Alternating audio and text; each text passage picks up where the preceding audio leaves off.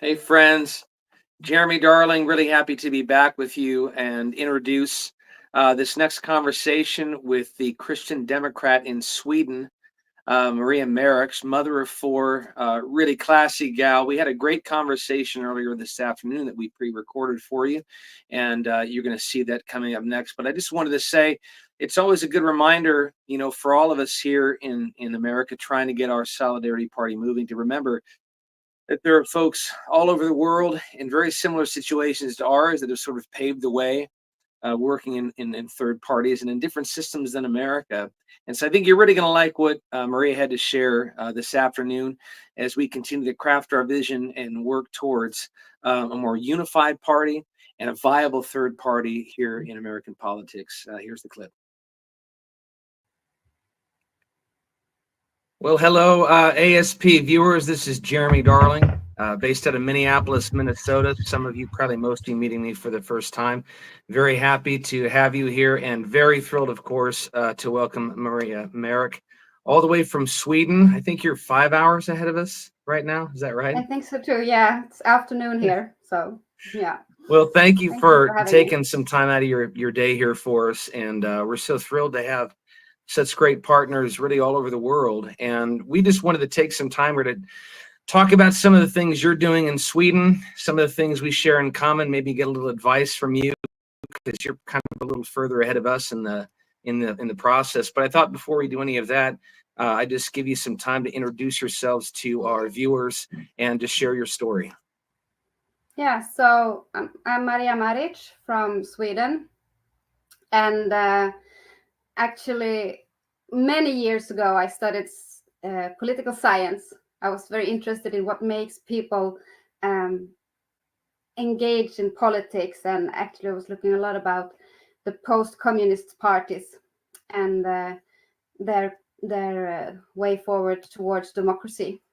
And I thought that this would be my career. I would look into what makes people engage in politics and why they want to change the society in that way. Then I had 4 kids. Wow. So yeah. So do I. Yeah. What are their ages, Maria? They're between 10 and 19 now. So wow. They're growing up. Yeah. Mine are between 4.5 and 15. So we got one starting to learn how to drive and another still figuring things out. Yeah. Oh, that's lovely. How many boys and how many girls? 1 boy, 3 girls. Wow, so I have 3 boys, 1 girl. Oh, they could get to know each other. Your home must be totally different than mine. Wow, that's wonderful. And so how long have you kind of been engaged in sort of the political sphere there in Sweden? Because I couldn't study people's political engagement, I decided to engage myself and become a party member. And so I looked around. In Sweden, we have a multiple party system. So there are now 8 parties in parliament. And I looked around, what suits me? Where do I feel like I belong and with my values and such? Sure. And I ended up in the Christian Democratic Party. So I joined maybe a year after my 3rd child was born. So in 2011, about.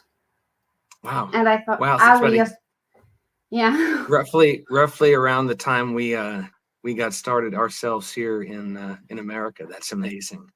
Yeah. Something was in the air, I'm sure. Now, I first heard the term Christian Democrat at the 40th annual G.K. Chesterton conference I think it was in Chicago that year or Milwaukee. And a couple of young men stood up during a Q&A with Dale Ahlquist, who runs the Chesterton Society here in the Twin Cities. And they asked when he was going to talk about the Christian Democrat Party. And I was like, the what? Yeah. I'd never heard this phrase before. I was 40 years old. And for those of you listening, G.K. Chesterton, of course, the famous distributist and English author, maybe the most prolific author of the 20th century, and a lot of friendly voices there in the Chesterton audience that night. But I instantly had to go figure out what this Christian Democrat thing was. Mm-hmm. And so for maybe some folks that are new to the American Solidarity Party or that phrase like I was, I thought maybe it'd be neat to have you kind of define what you mean behind that term when you say Christian Democrat, because defining things is kind of important when we're talking about words and ideas.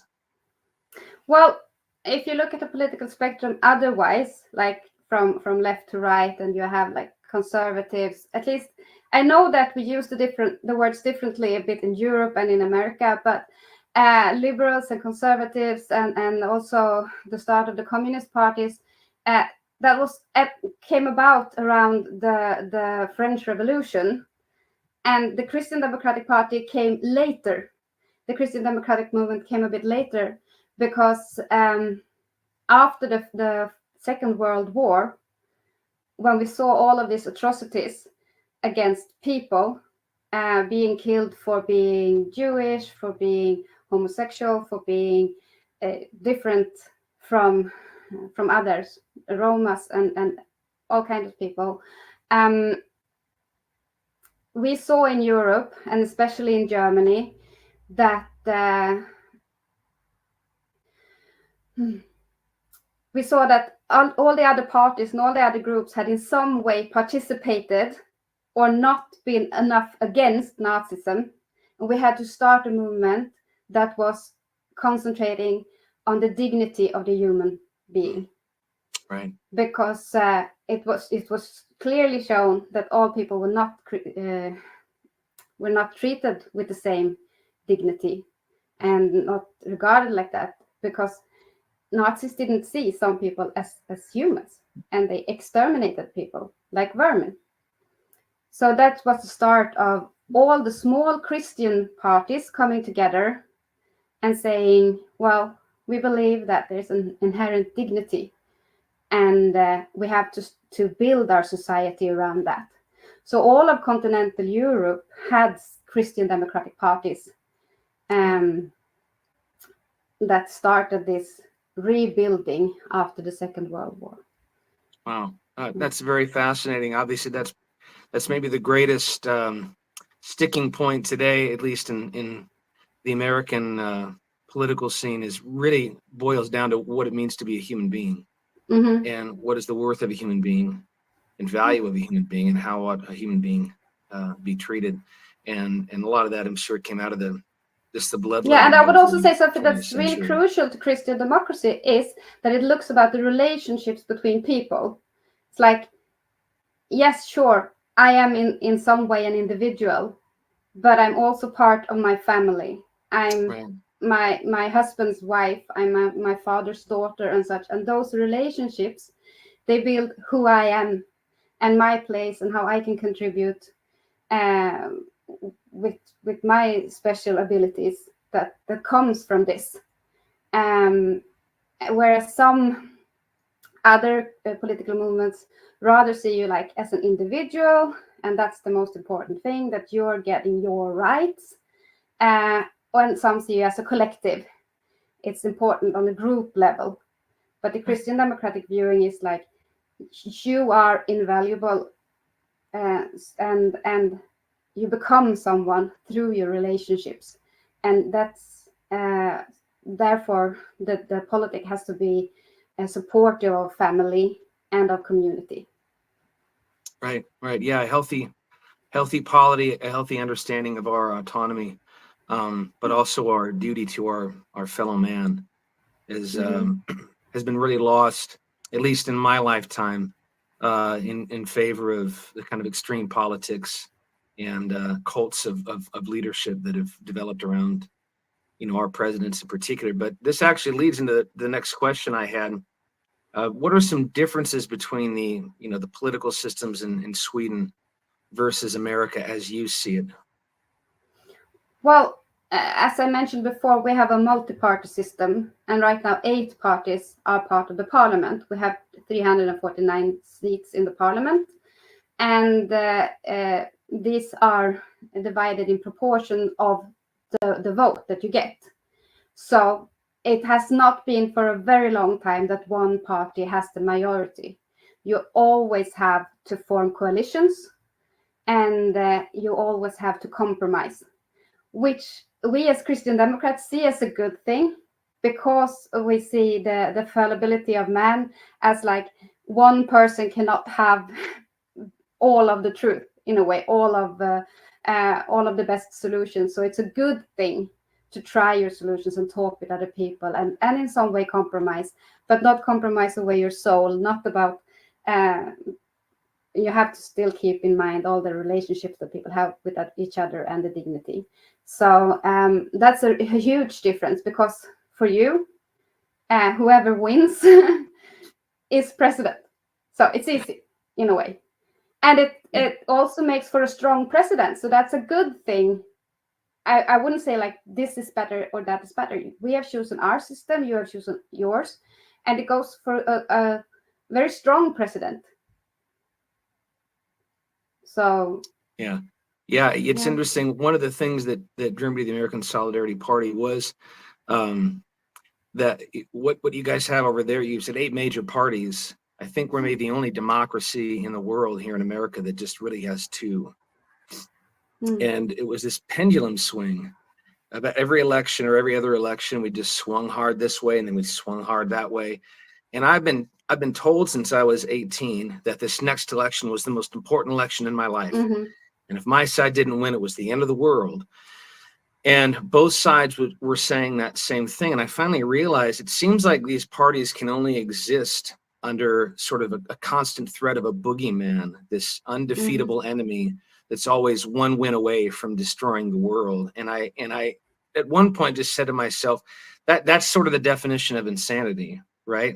Doing the same thing over and over and expecting a different result. And here we are just swinging back and forth, and we have another gifted rhetorician here saying all of these things, and then on this side another gifted rhetorician saying all of these things. And I just thought this can't work. And I want to be able to look back and tell my kids, you know, when I'm old and gray, that your dad tried to start something better and at least tried to make, you know, your community, your state a little better than what it was for him. And so, you know, we can always certainly take that too far and say, well, oh, if only we were like Sweden, or if only we were like this. And so maybe contrast those things for me. What are some strengths you see in America that maybe Sweden could learn from, and then maybe vice versa? Well, I was a bit into that before, because like if you have a strong leadership, if you see like this is the majority of the people wants this, then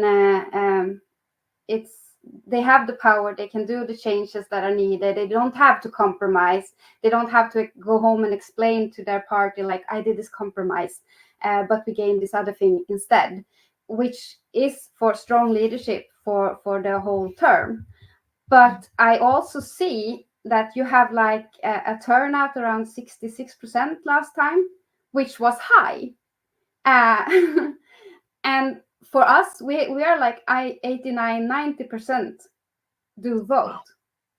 And that is, I think, connected to the feeling that it actually matters in a way, because you can put your vote on a smaller party and they are still heard.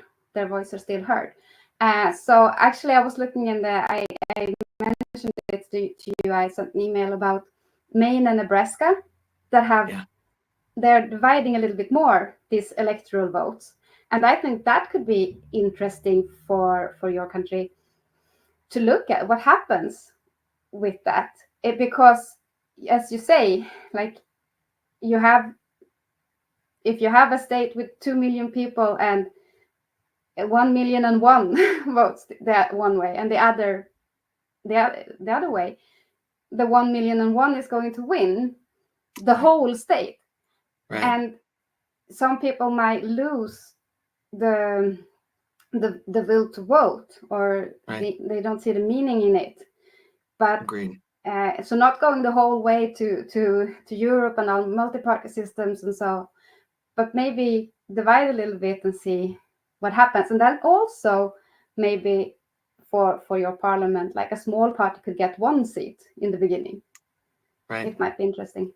Right. Yeah. We'd love to see better representation in our Congress, and in more of a percentage based, you know, if we were able to, let's just say hypothetically, gain 2 or 3% of the vote, could we get 2 or 3 representatives, in our Congress, and we certainly see the wisdom there, and it's certainly the kind of how it's been done longer than what we've done here, as much as we have strengths, and I believe in the kind of the electoral college process, and and that you don't necessarily want, the state of New York being able to dominate what happens over here in the state of Nebraska, right? Because we're still trying to retain that autonomy that we talked about earlier.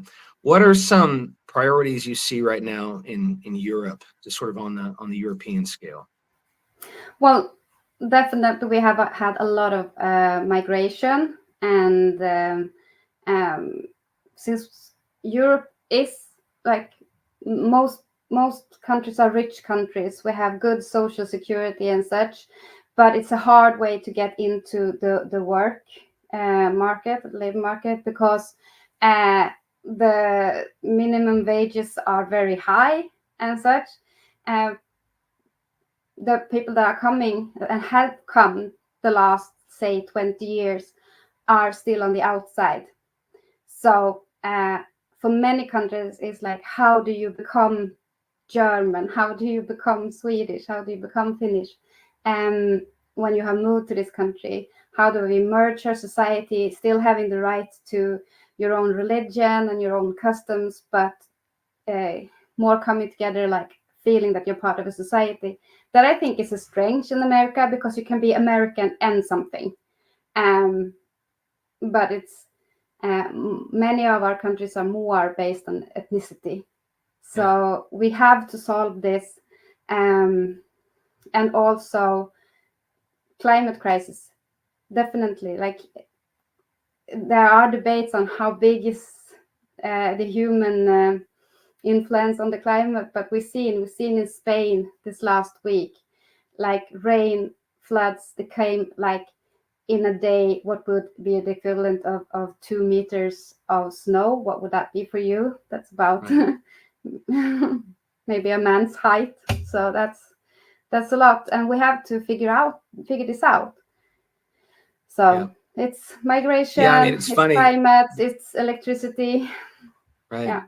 You're all the way across the water, and there's still so many similarities, to the needs that we have here, and our own struggles with figuring out what's the most humane way to handle the immigration crisis that we have right now, being a nation that really was started by immigrants and people migrating and looking for a better life, and being able to sort of push all the rhetoric away and figure out how to be a nation with borders and protecting our borders, while still being humane to those that are seeking a better life. And my perspective has always been, I put myself in a migrant's shoes. If I was born in a third world country, war-torn country with poverty and very little access to water or education or food or jobs, I'd probably be thinking, when can I get out of here and where can I go? And I'd probably be willing to do anything for my family, to make that happen. And so finding a way to set aside kind of the fiery extremes and be able to talk about the dignity and value of a human being looking for a better life, while still maintaining our borders and our identity as a country, has been extremely tricky, it would seem, for everyone around the world at a time like this. And, we're a new party. Technically a pretty new party, and part of those extremes have created first a vacuum. So there's room for other voices now, because a lot of folks are just exhausted with the constant rhetoric. But yet for new parties, and I'm sure you've experienced this, we talk in America about a wasted vote, that voting for a third party is a wasted vote. I was taught that my whole voting life. You can never vote for a third party, because you're taking it away from another party, and you're not supposed to do that. And I certainly have my own opinions around that, but we'd love to hear your thoughts. What advice would you give to sort of this fledgling party that's struggling for identity, struggling to be taken seriously, that's constantly mocked as a wasted vote? We know what we want to do, what we're trying to do. We're also patient, willing to invest for the long haul. But we'd love to hear from somebody who's kind of been a part of that process or seen that grow, so that we can maybe kind of have an idea of where this is going. Yeah, there maybe 2 or 3 things that I think about there. One thing is that having this party and promoting your ideas is something that influences other parties, because the major parties will look at you and be like, okay, we want their votes, we want them to like us as well, and they're very clear about their views and such, and they might adopt some of your ideas. And I would also say, like, you can be a Christian Democrat in the American Solidarity Party, but you can also adapt those values and be a Christian Democrat in one of the other major parties. So Right. by just being and expressing your ideas, you are influencing the whole spectrum, I think. But also, if you look back in Sweden, we started in 1964, had a very strong belief that we were going to march straight into parliament, because we had started this, when you write in because you want something changed. And we had like 1/5 of all of the people in Sweden sign this petition. Sorry, I'm finding my words. There it is. So it was a petition because they were going to change the teaching on religion in school. And it was also like breaking of norms and everything in 1964. And so we thought, like, okay, we have 1/5 of the people of Sweden behind us. We're going to start a party and we're going to win the election. Okay, it took until 1985 before we won one seat, when we were collaborating with another party. We had like one list for 2 parties. So they gained some places and we gained one. And then in 1991, we entered parliament and have been there since. And there's been like between 4 and 11% of the vote. So it's gone a bit up and down. 4 is the lower margin for entering parliament for us.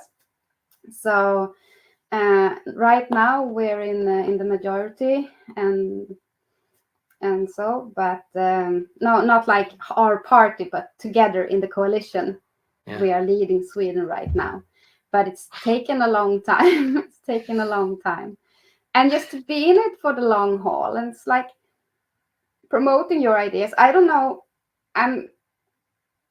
As I said, I look most at post-communist parties. I'm not sure how your lower levels of democracy work. Perhaps you could get into a township or whatever with places, and just promote your ideas. If you feel that these are good points for building a society, you should speak up about them.